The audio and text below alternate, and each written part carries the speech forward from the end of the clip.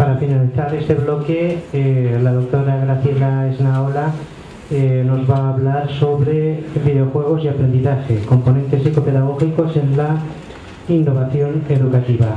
A Graciela casi no hace falta presentarla porque ya la conocéis casi todos vosotros, profesora de la UNTRED, pero sí que comentaros que ella es doctora doctora en pedagogía por la Universidad de Valencia también. Compartimos director de tesis. Nuestro director ha sido el profesor Ángel San Martín, que se dedica al mundo de la tecnología educativa desde hace muchos años, y la verdad es que ya para mí Graciela, más que una colega, es una amiga después de tantos años. La idea de innovar en educación es un concepto, digamos, que ya tiene varios años y que sigue siendo una idea resistida, ¿no?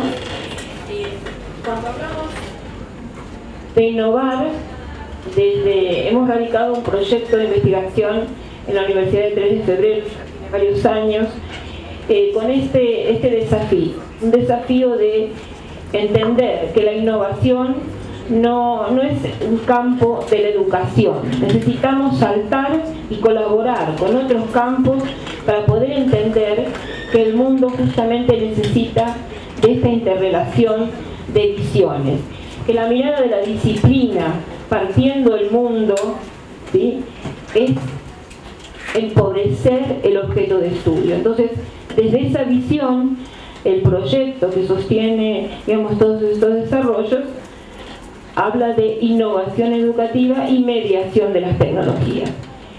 Fue avanzando, digamos, el proyecto y nos encontramos hoy con este momento histórico, como decía, en que las aulas se están saturando de tecnologías, ¿sí? Ese modelo 1.1 que nombramos. Pensamos cuáles son los componentes psicopedagógicos, digamos, que están interviniendo para que una innovación pase de ser una novedad, algo nuevo, algo que impacta, y si yo incluyo en un ámbito o en un entorno algo distinto, me va a llamar la atención, es una novedad. Pero para considerarlo una innovación, ese objeto novedoso tiene que conmover las bases, ¿sí?, del entorno en el cual se desarrolla el aprendizaje. Tiene que conmover, decimos, la cultura educativa del centro, la cultura organizacional y la cultura docente. Esos dos ámbitos ofrecen resistencia a la innovación de las tecnologías. Entonces, si además hablamos de una tecnología lúdica, entonces el desafío es mayor.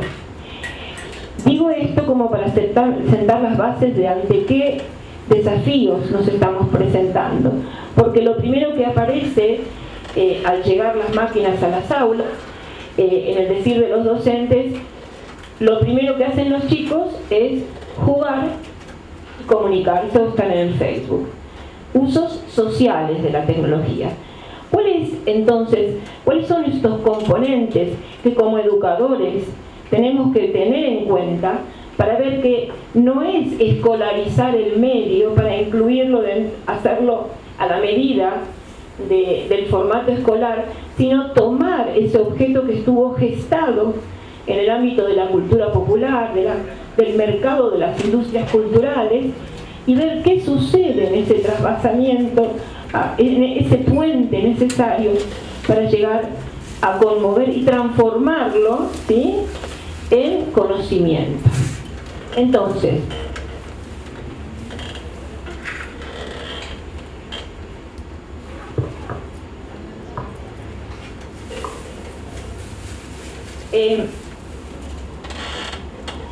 acá aparece una imagen muy interesante.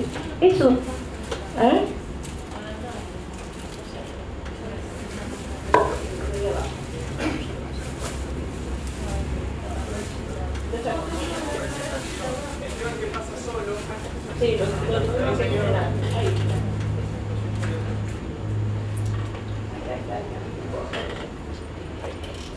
cuando aparecen estos programas de saturación tecnológica, donde los dispositivos se abaratan y llegan a las manos de los distintos ámbitos culturales, sucede algo muy interesante.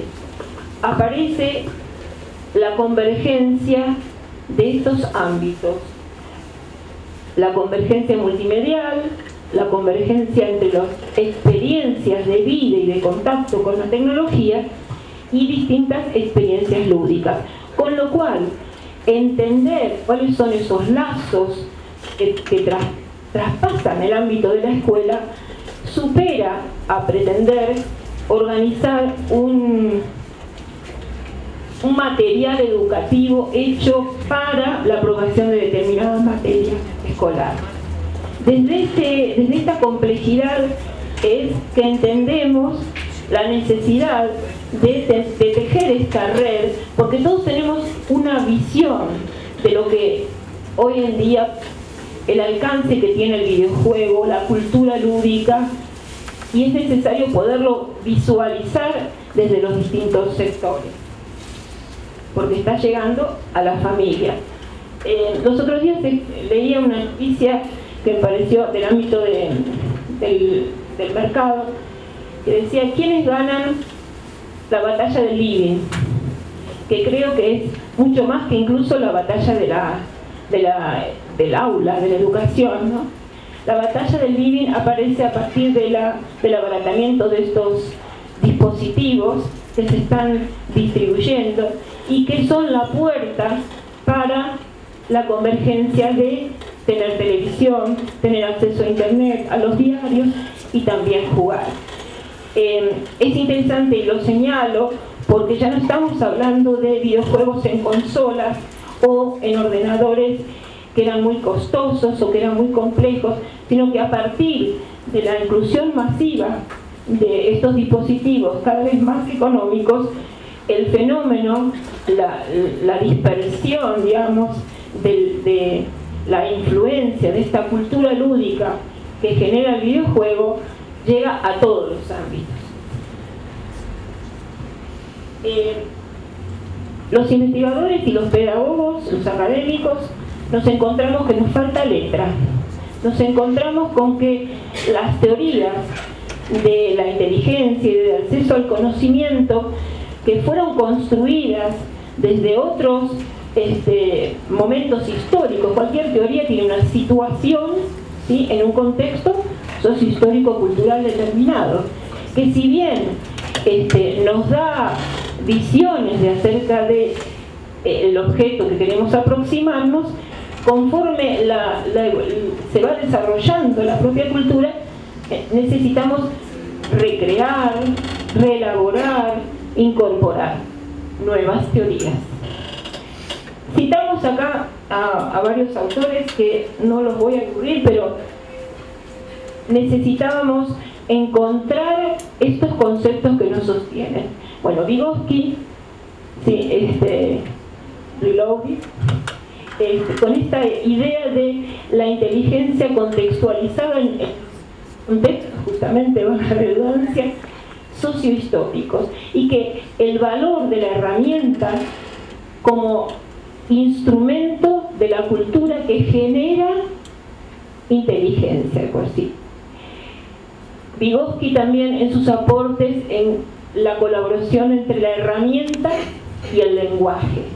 Si entendemos que estas tecnologías son tecnologías comunicacionales que provocan intercambios de contenidos entre los sujetos, entonces interviene en nuevas construcciones lingüísticas y comunicacionales.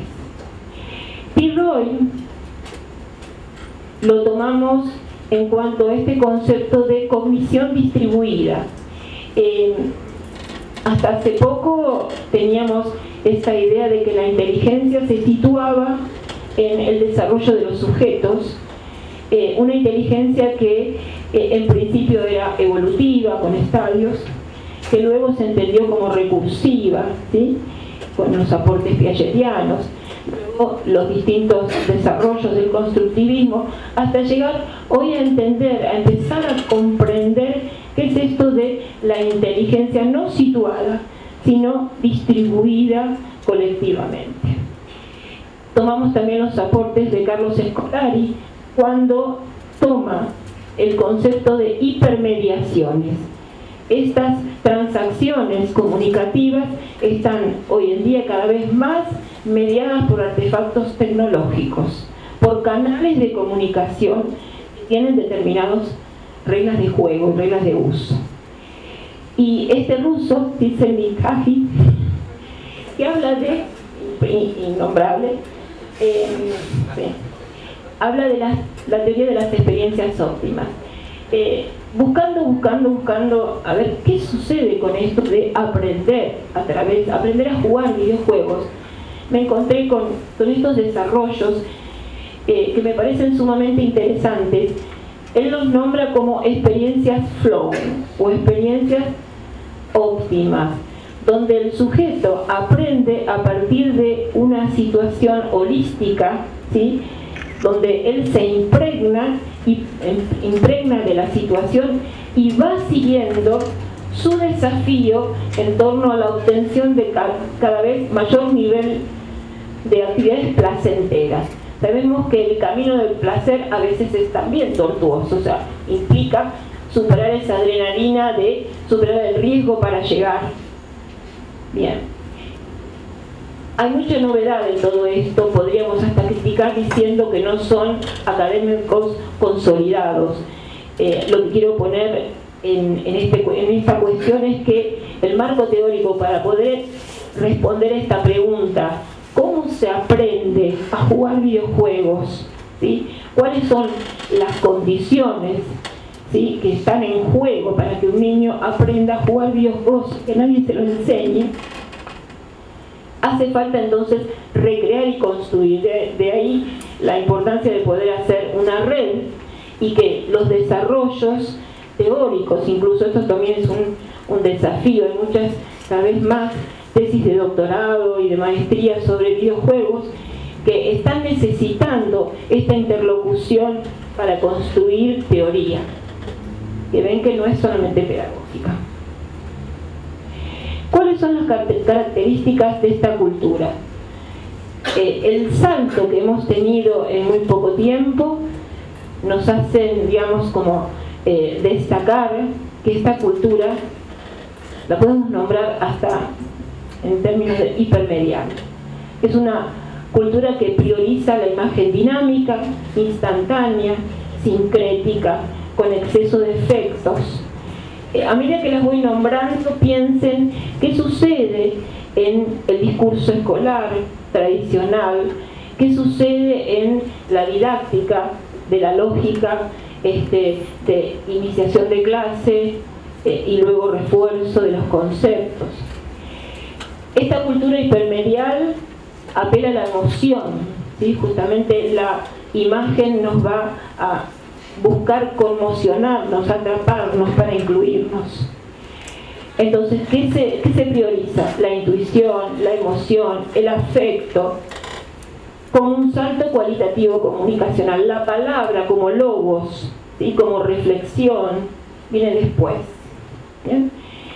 Diríamos que la palabra estaría en esta cultura hipermedial definida no quiero decir la palabra degradada, pero vendría a ocupar un lugar distinto. Por eso hasta desde los discursos oficiales vemos que se sigue priorizando, se prioriza, mejor dicho, el impacto de la emoción, no tanto al discurso.